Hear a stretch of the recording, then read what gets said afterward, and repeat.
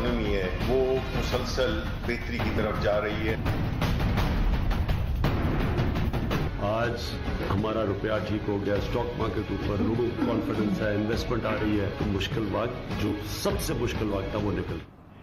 Welcome back जी। और आज की एक और बड़ी खबर यह है कि वफाकी काबीना में एक बार फिर से रद्दोबदल किया जा रहा है। मुश्किलात के गर्दाब में फंसी मईशत को वेंटिलेटर पर जिंदा रखने और चलाने के लिए बैरून मुल्क से आए मुशीर खजाना डॉक्टर अब्दुल हफीज शेख को भी उनके ओहदे से हटा दिया गया है।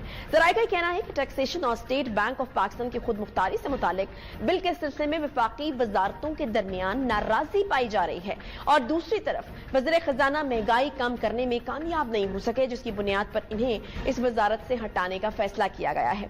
इस हवाले से वफाकी वज़ीर इत्तलात और नशरियात शिबली फराज ने तस्दीक भी की है और बताया है कि अब्दुल हफीज शेख की जगह वज़ीर सनअत व पैदावार हमाद अजहर को वजारत खजाना का इजाफी चार्ज दे दिया गया है। उनका कहना था कि वज़ीर आज़म इमरान खान की सियासत का महवर गरीब लोग हैं और जितनी महंगाई हो गई थी उसे देखकर वज़ीर आज़म ने नई टीम लाने का फैसला किया है। यानी हुकूमत की जानिब से तस्लीम कर लिया गया है कि बढ़ती हुई महंगाई की वजह हुकूमत की मुआशी टीम की पॉलिसियां हैं। उनका कहना था कि गरीब लोगों को रिलीफ देना है और हमाद अजहर के आने के बाद गरीबों को रिलीफ मिलेगा। अब ये कैसे मिलेगा ये नहीं पता।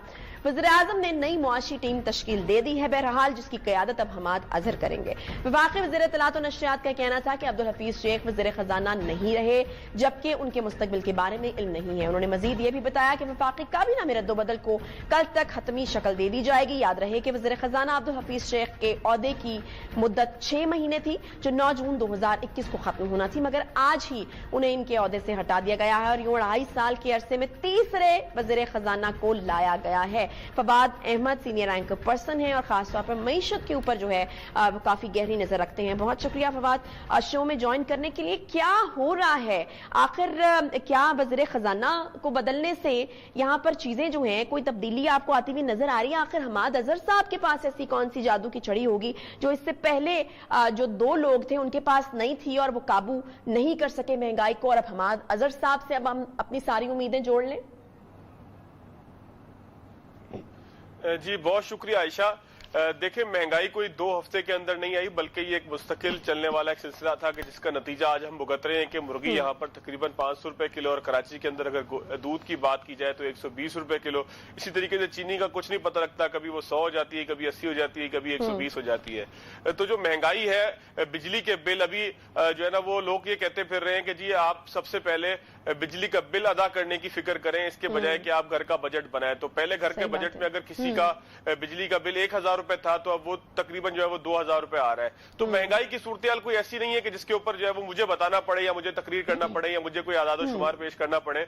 वो तो हर रोज जब कोई ना कोई रोटी लेने जाता है होटल के ऊपर या कोई चाय पीने लगता है तो चाय महंगी हो जाती है। तो वो तो रोजाना हमें पता लग रहा है, हर घंटे में पता लग रहा है, हर सेकंड में, हर मिनट में पता लग रहा है कि महंगाई किस स्पीड से बढ़ रही है।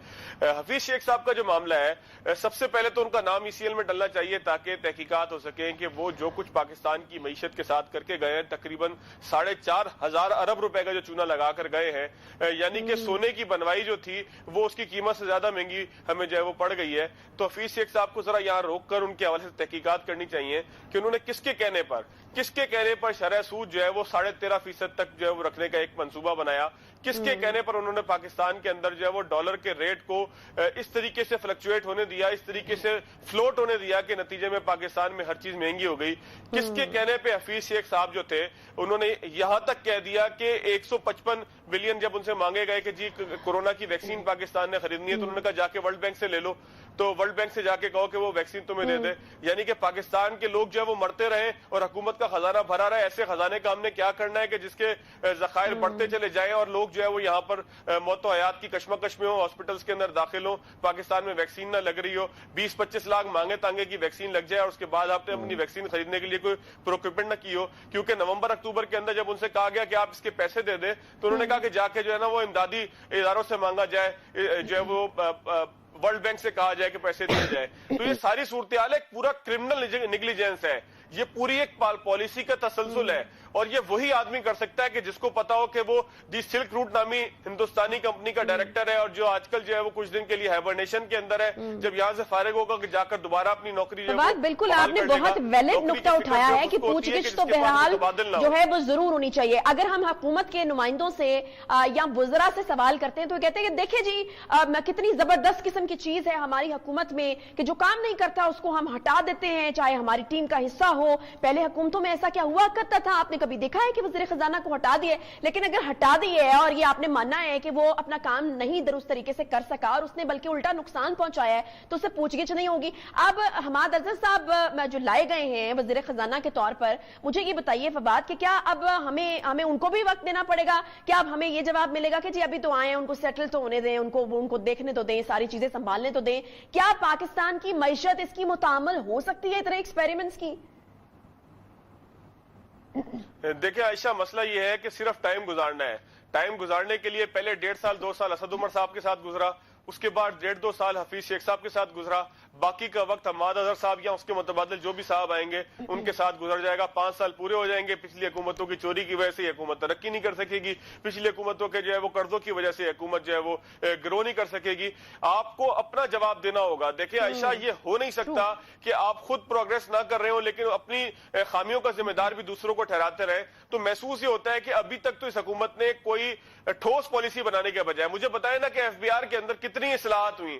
اصلاحات کے بجائے ایف بی آر جو ٹیکس جمع کرتی تھی اس ٹیکس سے بھی آپ نیچے چلے گئے. مطلب کوئی اسٹرکچرل ریفارمز آپ کو نظر آئیں کہ کوئی ایسی ریفارمز ہو رہی ہیں؟ آپ ریفارم کرنے جا رہے ہیں تو ایک ایسے گورنر کے اوپر ریفارم کرنے کے جا رہے ہیں کہ جس کو آپ ایسٹ انڈیا کمپنی کی طرح آئی ایم ایف کے حوالے کر رہے ہیں یا باہر سے آئے ہوئے کسی فرد کے حوالے کر رہے ہیں. آپ اسٹیٹ بینک آف پاکستان کو آپ ایسی ریفارمز کرنے جا رہے ہیں کہ جو یہاں کے لوگوں کو قابل قبول نہیں ہے.